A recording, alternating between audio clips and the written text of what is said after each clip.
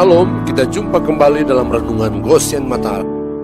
Haleluya, saudaraku yang dikasihi dan diberkati Tuhan. Renungan pagi hari ini bertema kesembuhan batin. Bacaan firman terambil dari Lukas pasal 4 ayat 18 dan 19 dalam terjemahan firman Allah yang hidup. Roh Tuhan ada di atasku. Ia telah mengangkat aku untuk mengabarkan berita kesukaan kepada yang miskin. Ia telah mengutus aku untuk menyembuhkan yang hancur hatinya dan memaklumkan bahwa yang tertawan akan dibebaskan, yang buta akan melihat, yang tertindas akan dibebaskan daripada penindas. Dan Allah telah siap untuk memberikan berkat kepada semua yang datang kepadanya.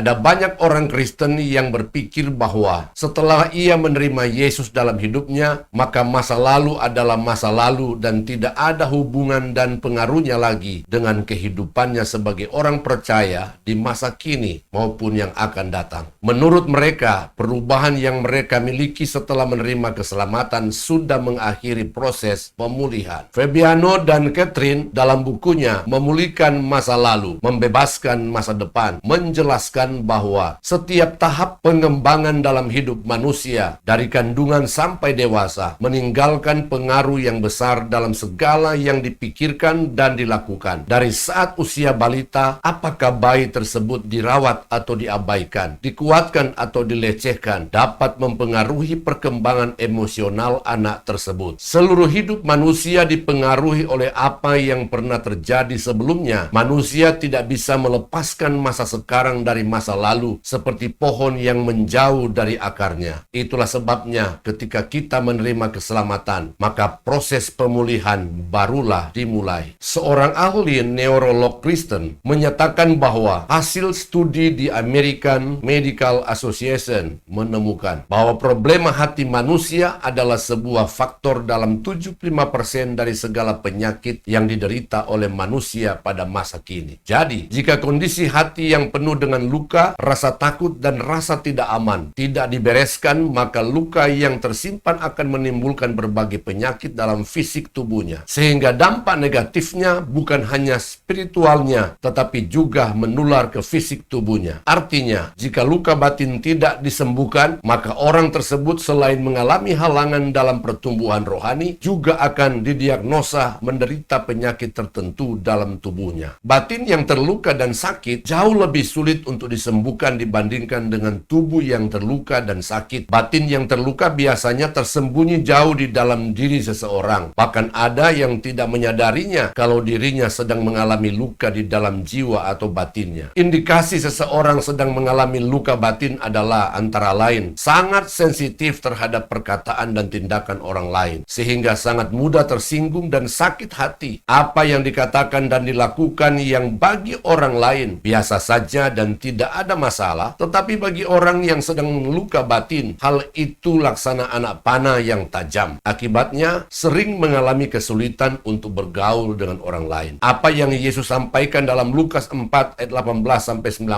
adalah mengutip nubuat Nabi Yesaya tentang kedatangan Yesus sendiri ke dunia ini sebagai pribadi yang dikuasai oleh Roh Kudus adalah bukan saja untuk menyelamatkan, tetapi juga untuk menyembuhkan dan memulihkan hati yang hancur dan tertindas. Saudaraku yang terkasih di dalam Yesus, kita bukan saja akan menerima pengampunannya, tetapi juga akan menerima kesembuhan dan pemulihan bagi jiwa dan batin yang terluka. Marilah, datanglah kepada undangan Yesus, karena Yesus telah berkata di dalam Matius pasal 11 ayat 28, "Marilah kepadaku semua yang letih lesu dan berbeban berat, aku akan memberi kelegaan kepadamu." Amin. Tuhan Yesus memberkati.